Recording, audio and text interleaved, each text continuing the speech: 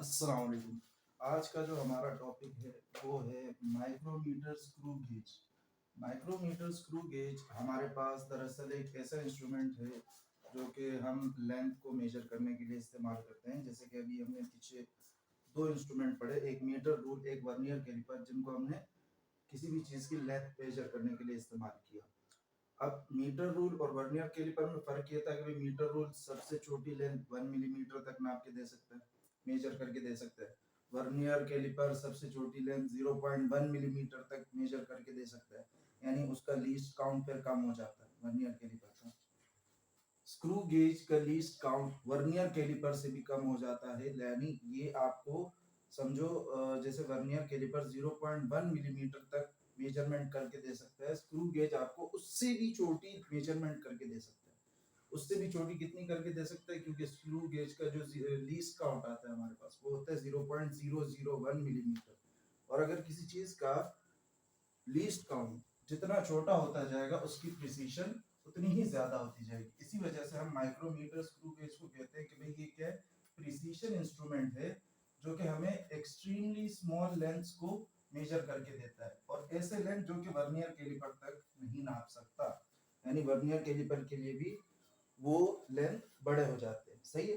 अच्छा, अब अगर हम देखें माइक्रोमीटर स्क्रू गेज को, माइक्रोमीटर स्क्रू गेज की कंस्ट्रक्शन के बारे में अगर देखो, कंस्ट्रक्शन में ये कि भाई ये माइक्रोमीटर स्क्रू गेज है, इसके सारे पार्ट्स के नाम जानेंगे हम। सबसे पहले आपको इस तरह से ये नजर आ रहा होगा, यू शेप का फ्रेम नजर आ रहा होगा। ये यू शेप का फ्रेम जो है ये मेटल बॉडी होती है, यानी मेटल से बना होता है, और उसके अलावा ये माइक्रोमीटर स्क्रू गेज के हर पार्ट को क्या करता है, सपोर्ट करता है। उसके अलावा एक ये पार्ट होता है एनविल। सही है। ये एनविल फिक्स पार्ट होता है, ये मूव नहीं करता। एनविल फिक्स पार्ट होता है, मूव नहीं करता।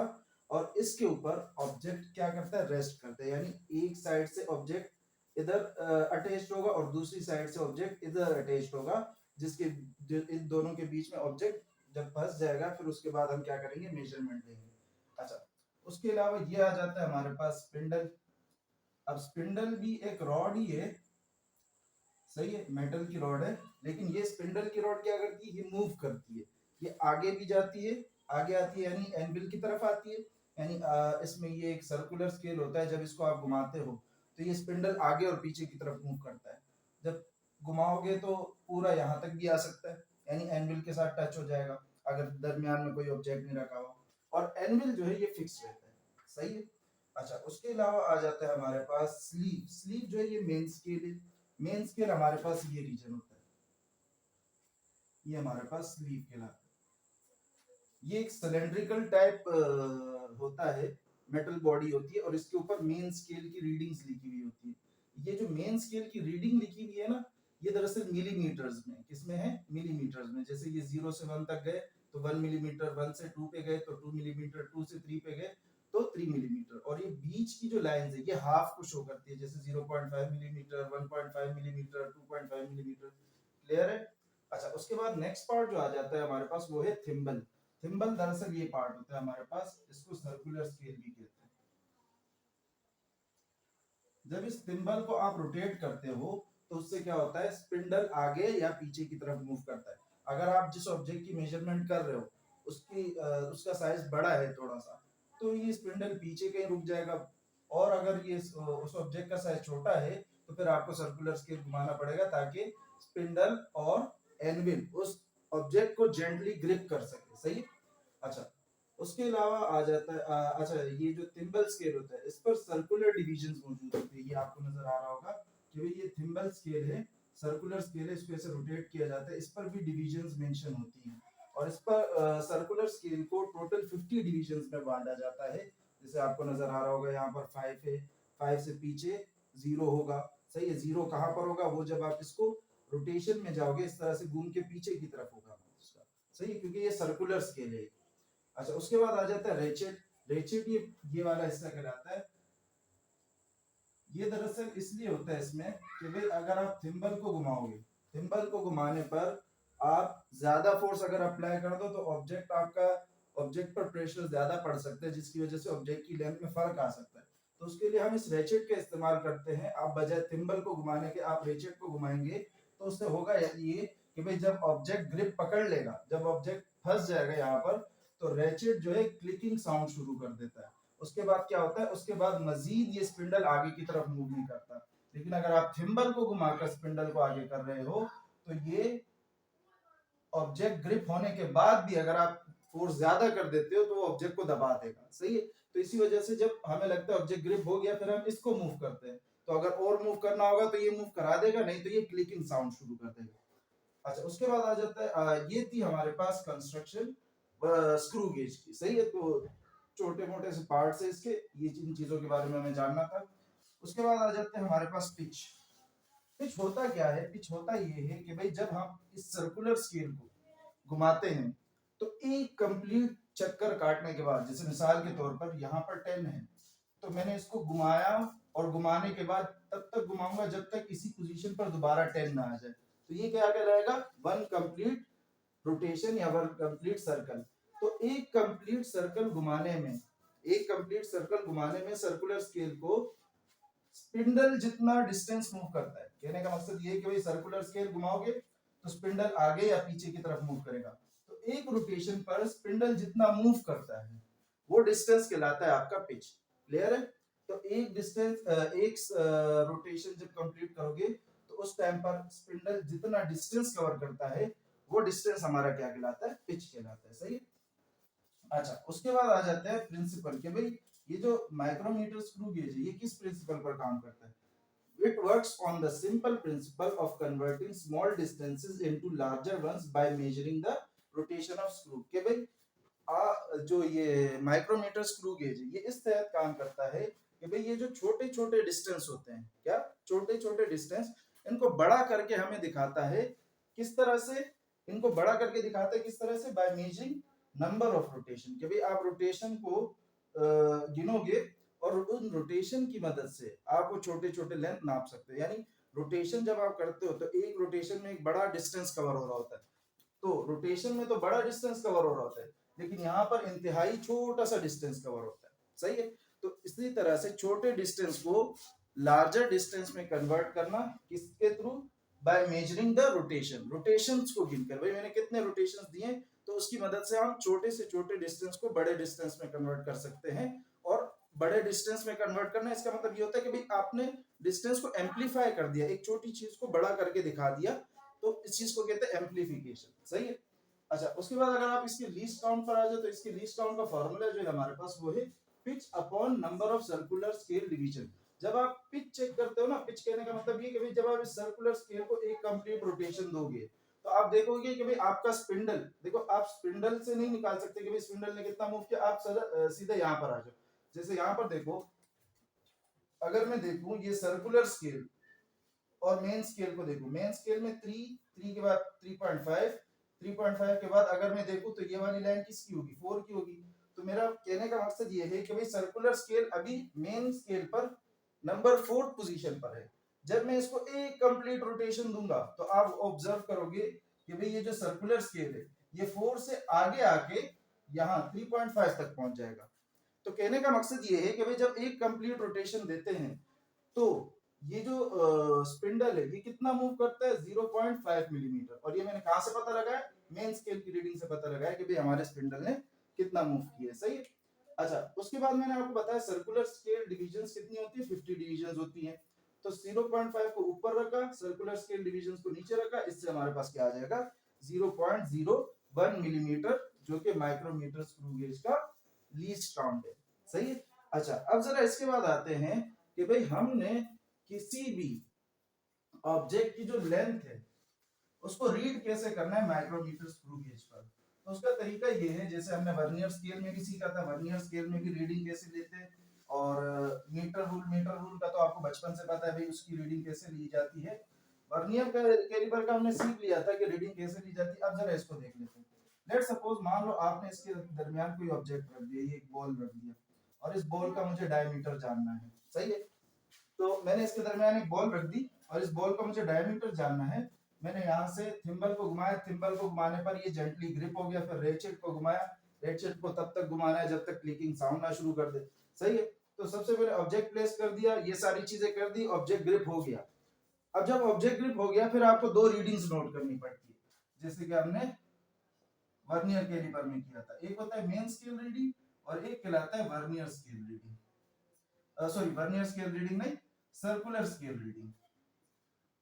अच्छा, जब आप ऑब्जेक्ट को ग्रिप करते हो तो आप देखते हो कि भाई आपके ये जो थिम्बल है, ये जो सर्कुलर स्केल है, मेन स्केल पर किस डिवीजन को टच कर रहा है। जब भी आप थिम्बल और मेन स्केल की रीडिंग देखोगे तो मेन स्केल पर आप क्या देखोगे कि मेन स्केल की कौन सी डिवीजन किसको टच कर रही है, सर्कुलर स्केल के साथ टच हो रही है। तो अगर यहां पर गौर से देखा जाए तो मेन स्केल की फोर्थ डिवीजन सर्कुलर स्केल से टच कर रही है, कोइंसाइड कर रही है। तो जब फोर्थ डिवीजन सर्कुलर स्केल के साथ कोइंसाइड कर रही है तो मैं क्या कहूंगा, मेन स्केल की रीडिंग कितनी है, 4 मिलीमीटर। क्लियर हो गया। अब उसके बाद आ जाते हैं सर्कुलर स्केल रीडिंग लेने के लिए। सर्कुलर स्केल रीडिंग के लिए आप एक चीज जान लो कि भाई ये जो मेन स्केल पे ये वाली लाइन होती है ना जिस पर ये नंबर्स लिखे गए, इस लाइन को कहते हैं डेटम लाइन। क्या कहते हैं, डेटम लाइन। अब आप चेक करते हो कि भाई सर्कुलर स्केल की कौन सी डिवीजन बिल्कुल डेटम लाइन के साथ मैच कर रही है, सर्कुलर स्केल की कौन सी डिवीजन डेटम लाइन से कोइंसाइड कर रही है, कोइंसाइड यानी मिल रही है। तो अगर देखा जाए तो ये लाइन जो है, ये डिवीजन ये डेटम से मैच कर रही है, और ये डिवीजन कौन सी डिवीजन है, 10 के बाद है ना, तो 10 के बाद है तो कौन सी डिवीजन हो गई, 11 डिवीजन हो गई। तो 11, और फिर उसके बाद जैसे हमने वर्नियर स्केल में किया था कि भाई जो वर्नियर स्केल की रीडिंग होती है उसको उसके लीस्ट काउंट से मल्टीप्लाई करते हैं, यहाँ पर सर्कुलर स्केल की रीडिंग को इसके लीस्ट काउंट से मल्टीप्लाई करते हैं। तो इसका लीस्ट काउंट क्या है, 0.01, जिससे हमारे पास ये क्या बन जाएगा, 0.11। सही है। अच्छा, उसके बाद आ जाते हैं भाई फिर इन दोनों को प्लस कराना है। जब आप इन दोनों को प्लस कराओगे तो आपके पास टोटल रीडिंग आ जाएगी। सही है। तो टोटल रीडिंग क्या आ गई इसकी, 4.11 मिलीमीटर। सही है। तो ये हमारा माइक्रोमीटर स्क्रू गेज को रीड करने का तरीका होता है। सही है। अच्छा, अब जरा इसके जीरो एरर को चेक करते हैं।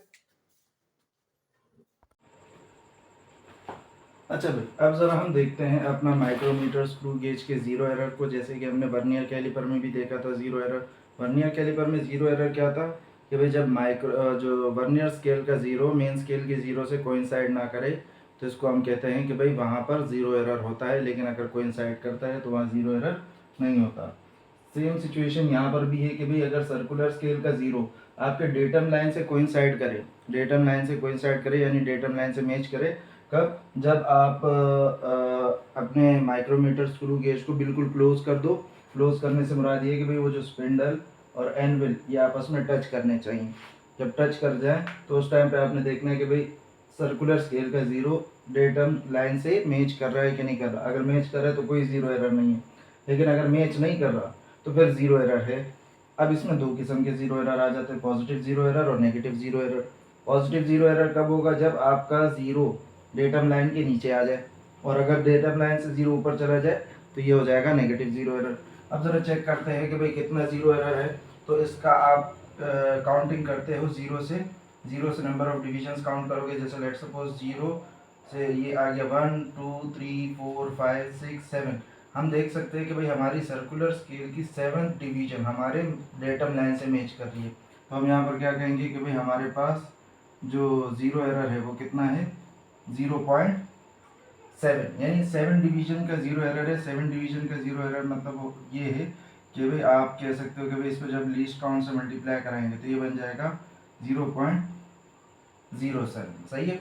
अच्छा, उसके अलावा यहाँ पर अगर हम ज़ीरो एरर को चेक करें तो नेगेटिव ज़ीरो एरर है, और ज़ीरो से अगर पीछे चेक किया जाए तो कौन सी लाइन डेटम से मैच करिए, तो थर्ड डिवीजन डेटम से मैच कर रहा है। तो हम यहाँ पर लिख देंगे 0.03, लेकिन नेगेटिव का ज़ीरो एरर है और 0.03 है यहाँ पर, और यहाँ पॉजिटिव का ज़ीरो एरर है और कितना है 0.07। सही है। डिवीजन्स गिनने हैं कि भाई जीरो के बाद कौन सा डिवीजन जो है वो आपका डेटम लाइन से मैच कर रहा है। तो यहाँ पर जीरो के पीछे थर्ड डिवीजन और यहाँ पर जीरो के आगे 7th डिवीजन। अब ज़रा हम यहाँ पर अपनी ऑब्जर्व रीडिंग देख लेते हैं। ऑब्जर्व रीडिंग ये चेक करना है कि भाई ऑब्जर्व रीडिंग में से जीरो एरर को रिमूव कैसे किया जाएगा। वही सेम प्रोसेस है वर्नियर कैलिपर का। यहाँ पर लेट सपोज आपने रीडिंग ऑब्जर्व की कि भाई जो हमारे पास मेन स्केल पर रीडिंग आ रही है वो आ रही है 2 मिलीमीटर, सही है। और सर्कुलर स्केल पर जो डिवीजन डेटम लाइन से मैच कर रहा है वो है 25 डिवीजन। 25 को आप जब 0.01 से मल्टीप्लाई करोगे तो वो बन जाएगा 0.25 मिलीमीटर, क्योंकि हमने सर्कुलर स्केल की रीडिंग को क्या करना होता है, लीस्ट काउंट से मल्टीप्लाई कराना होता है। फिर इन दोनों को प्लस करोगे तो ये क्या बन जाएगा 2.25 मिलीमीटर। क्लियर है।